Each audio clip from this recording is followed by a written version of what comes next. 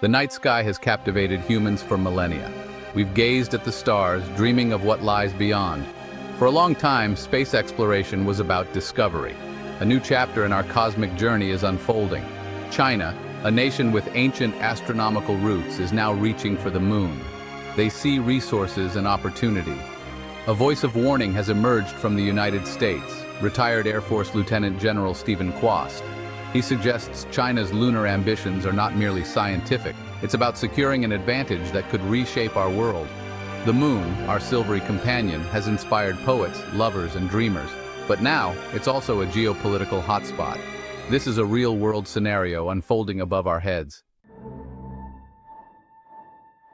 Let's talk about this treasure, this lunar prize. It's called helium-3. You've heard of helium, right? The stuff that makes balloons float and your voice sound funny. Helium-3, or He-3, is a special version of helium. It's an isotope. That means it has a slightly different atomic structure. It has 2 protons like all helium atoms. But it only has 1 neutron instead of the usual 2 found in helium-4, the common type. This small difference makes helium-3 incredibly interesting, especially for energy production. Where does helium-3 come from? It's a gift from our sun. The sun is constantly spewing out particles in what we call the solar wind. This wind carries helium-3 across the solar system. Earth is largely shielded from this.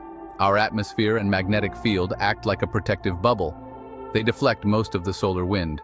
This is great for life on Earth, but it also means very little. Helium-3 actually reaches our planet's surface. The moon, however, is a different story. It has no atmosphere to speak of. For billions of years, the lunar surface has been bombarded by the solar wind. Scientists estimate there could be millions of tons of helium-3 on the moon.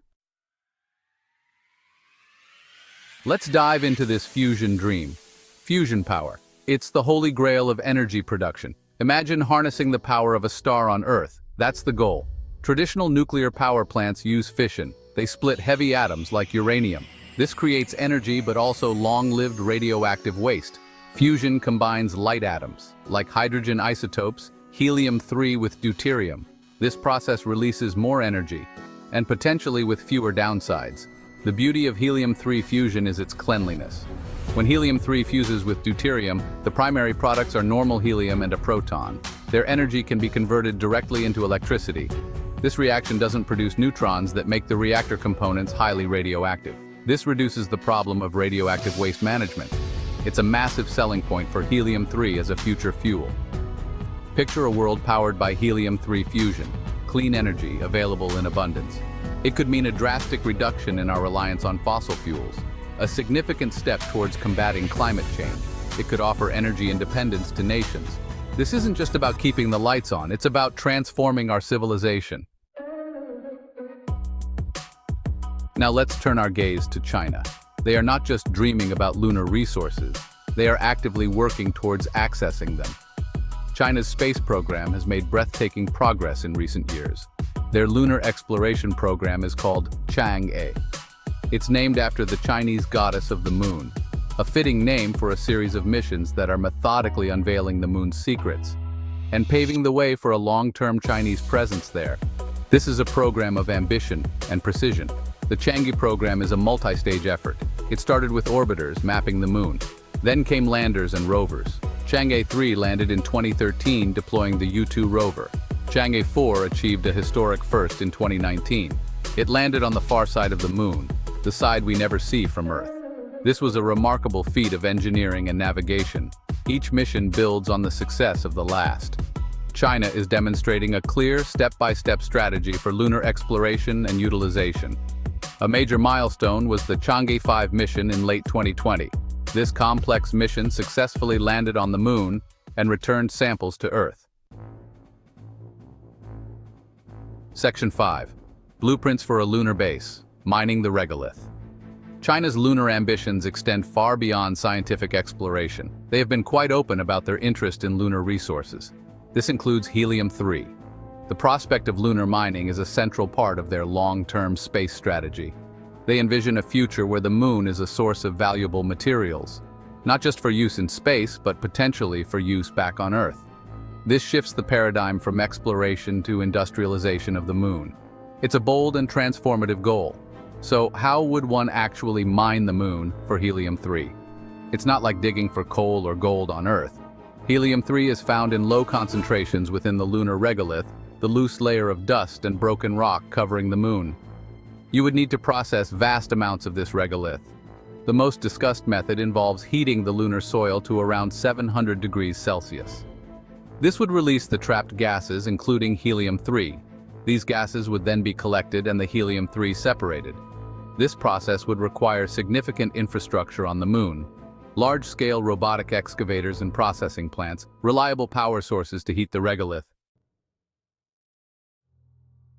Section 6. General Kwast's dire warning, dominating Earth from the moon. Let's return to the sobering words of retired Lieutenant General Steven Kwast. His perspective adds a layer of urgency and concern to China's lunar activities. General Kwast isn't just talking about economic competition. He frames it in terms of national security and global dominance. He has stated that the next high ground is space, and specifically the moon. This echoes historical military strategy, where controlling strategic locations offers significant advantages. Quast argues that China perceives the moon as the ultimate strategic position, not just for its resources like helium-3, but as a platform that could provide unparalleled advantages in surveillance, communications, and perhaps even defense. He suggests that China is pursuing a deliberate strategy to achieve preeminence in space, and that this preeminence could translate directly into power on Earth. This is a stark departure from the purely scientific or collaborative visions of space exploration many hold. Section 7. The ripple effect, global power shifts. If General Kwast's concerns are even partially true, the consequences are profound. Imagine one nation achieving a monopoly, or even a significant lead, in harnessing helium-3. This would create a massive shift in the global energy landscape. The nation controlling such a resource would wield immense economic power. It would be akin to controlling the world's oil supply, but potentially with even cleaner energy. This is not a small change. It's a tectonic shift in global influence. Think about the 20th century. Oil was the lifeblood of industrial economies. Access to oil and control over its supply shaped international relations, alliances, and conflicts. Helium-3, if it becomes the cornerstone of future energy systems, could play a similar role in the 21st century and beyond.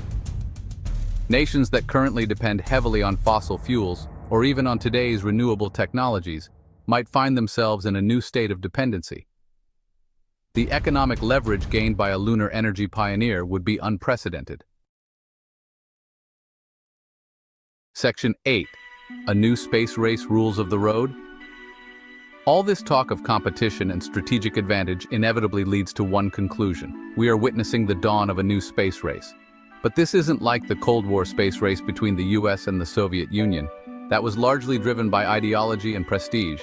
This new race has a powerful economic driver: valuable, tangible resources.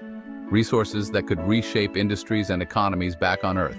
The stakes feel higher, more direct, and perhaps more dangerous. The existing legal framework for space activities, primarily the Outer Space Treaty of 1967, was drafted in a different era.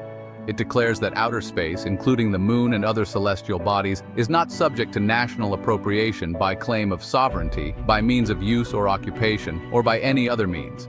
This means no country can own the moon, but the treaty is less clear on the specifics of resource extraction. Can a nation extract resources for its own benefit? Can it claim exclusive mining rights in a particular area? This is a significant legal and ethical gray area. The Moon Treaty of 1979 attempted to address resource exploitation, proposing that lunar resources are the common heritage of mankind. However, it was not ratified by major spacefaring nations, including the US, Russia, and China. Section 9. The Moon, stepping stone or stumbling block. The moon. It hangs in our sky, a constant presence. For so long it was a symbol of distant beauty, of poetic inspiration, of the ultimate frontier. Now it stands before us as a tangible challenge and a profound opportunity. It reflects back at us our own ambitions, our technological prowess, and our capacity for both cooperation and conflict. The moon is becoming a mirror to humanity's future choices. What we decide to do there will say a lot about who we are. China's lunar program is undeniably impressive.